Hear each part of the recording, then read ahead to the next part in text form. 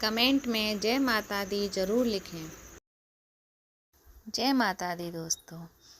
आपको मेरा ये वीडियो अच्छा लगे तो मुझे लाइक और शेयर कीजिए।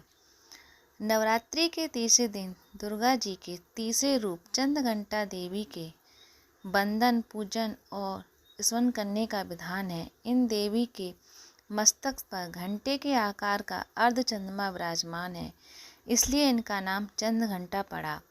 इनके शरीर का रंग स्वर्ण के समान चमकीला और वाहन सिंह है।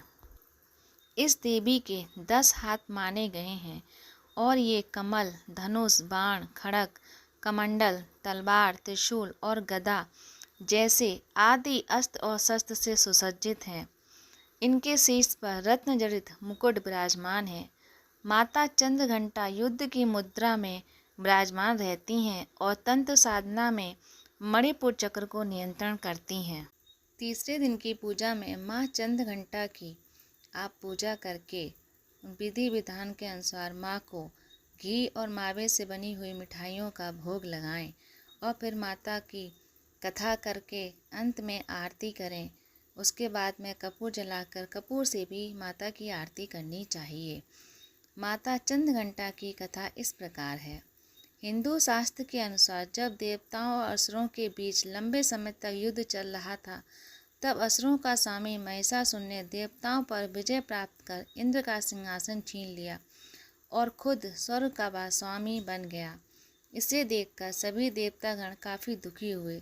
स्वर्ग से निकल जाने के बाद सभी देवता इस समस्या से निराकरण पाने के लिए ब्रह्मा, विष्णु और महेश के पास गए। वहां जाकर सभी देवताओं ने असुरों से किए गए अत्याचार के बारे में बताया और ये बताया कि उन्होंने इंद्र, चंद्रमा, सूर्य, वायु और अन्य देवताओं को छीन लिया है और उनके अधिकार भी हमसे छीन लिए गए हैं।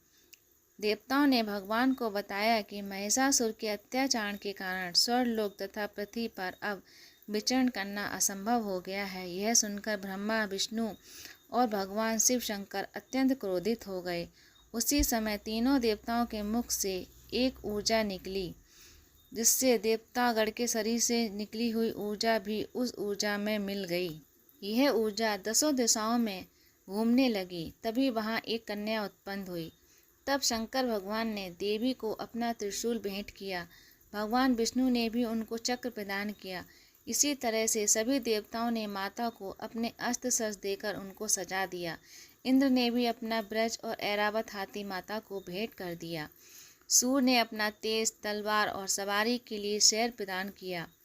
तब सभी देवताओं को लेकर महिषासुर से युद्ध करने के लिए ये देवी भूमि पर आ गईं। उनका यह विशाल रूप देखकर महिषासुर भय से कांप उठा। तब महिषासुर ने अपनी सेना को माँ चंद्रघंटा के ऊपर हमला करने को कहा। तब देवी ने अपने अस्त्र शस्त्र से असुरों की सेनाओं को पल भर में ही नष्ट कर दिया। इस तरह से माँ चंद्रघंटा ने असुरों का वध करके देवताओं को अभय दान देते हुए वो इस पृथ्वी लोक से अंतर्ध्यान हो गईं। ये चंद्रघंटा की कथा सुनने के बाद में आरती करने के बाद में प्रसाद ग्रहण करके माता को जय माता दी करें। और मेरा अगर कहानी आपको पसंद आए तो मुझे लाइक शेयर करें।